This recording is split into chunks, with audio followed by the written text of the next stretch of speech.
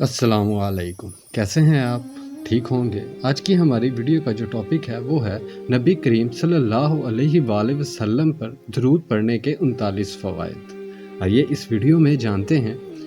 ناظرین گرامی، علامہ ابن قیم نے درود شریف پڑھنے کے 39 فوائد ذکر کیے ہیں۔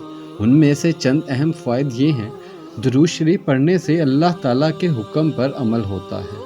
ایک مرتبہ درود شریف پڑھنے سے اللہ تعالیٰ کی 10 رحمتیں نازل ہوتی ہیں، 10 نیکیاں لکھی جاتی ہیں، 10 گناہ معاف کر دیے جاتے ہیں، درجات بلند کر دیے جاتے ہیں۔ دعا سے پہلے درود شریف پڑھنے سے دعا کی قبولیت کا امکان زیادہ ہوتا ہے۔ اذان کے بعد کی مسنون دعا سے پہلے درود شریف پڑھا جائے تو قیامت کے روز رسول اللہ صلی اللہ علیہ وآلہ وسلم کی شفاعت نصیب ہوگی۔ درود شریف پڑھنے سے مجلس ببرکت ہو جاتی ہے۔ جب انسان نبی کریم صلی اللہ علیہ وآلہ وسلم پر درود شریف بھیجتا ہے تو اللہ تعالیٰ فرشتوں کے سامنے اس کی تعریف کرتا ہے۔ درود شریف پڑھنے والے شخص کی عمر، اس کے عمل اور رزق میں برکت آتی ہے۔ درود شریف کے ذریعے نبی کریم صلی اللہ علیہ وآلہ وسلم سے اپنی محبت کا اظہار ہوتا ہے۔ درود شریف پڑھنے سے دل کو تر و تازگی اور زندگی ملتی ہے۔ درود شریف کثرت سے پڑھا جائے تو پریشانیوں سے نجات ملتی ہے۔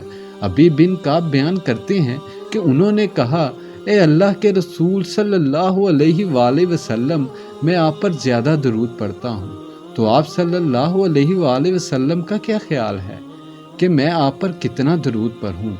آپ صلی اللہ علیہ وآلہ وسلم نے فرمایا، جتنا چاہو۔ میں نے کہا، چوتھا حصہ؟ آپ صلی اللہ علیہ وآلہ وسلم نے فرمایا، جتنا چاہو، اور اگر اس سے زیادہ پڑھو گے تو وہ تمہارے لیے بہتر ہے۔ میں نے کہا، آدھا حصہ؟ آپ صلی اللہ علیہ وآلہ وسلم نے فرمایا، جتنا چاہو، اور اگر اس سے زیادہ پڑھو گے تو وہ تمہارے لیے بہتر ہے۔ میں نے کہا، دو تہائی؟ رسول اللہ صلی اللہ علیہ وآلہ وسلم نے فرمایا، جتنا چاہو، اور اگر اس سے زیادہ پڑھو گے تو وہ تمہارے لیے بہتر ہے۔ میں نے کہا، میں آپ صلی اللہ علیہ وآلہ وسلم پر درود ہی پڑھتا رہوں تو؟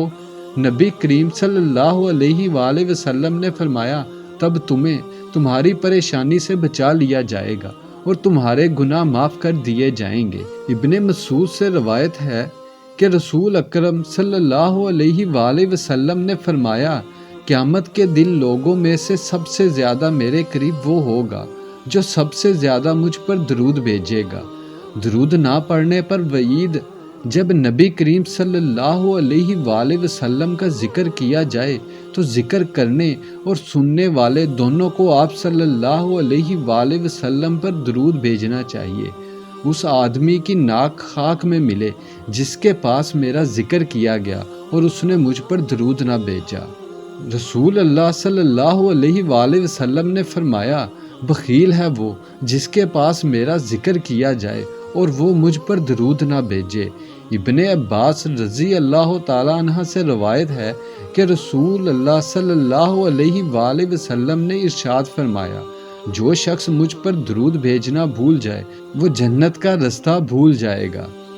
آخر میں اللہ رب العزت سے دعا ہے کہ وہ ہم سب کو رسول اللہ صلی اللہ علیہ وآلہ وسلم کے تمام حقوق ادا کرنے، نبی کریم صلی اللہ علیہ وآلہ وسلم کی اطاعت کرنے اور نبی کریم صلی اللہ علیہ وآلہ وسلم سے سچی محبت کرنے کی توفیق دے، اور روز قیامت ہمیں نبی کریم صلی اللہ علیہ وآلہ وسلم کی شفاعت اور آپ کے ہاتھوں حوض کوثر کا پانی نصیب کرے۔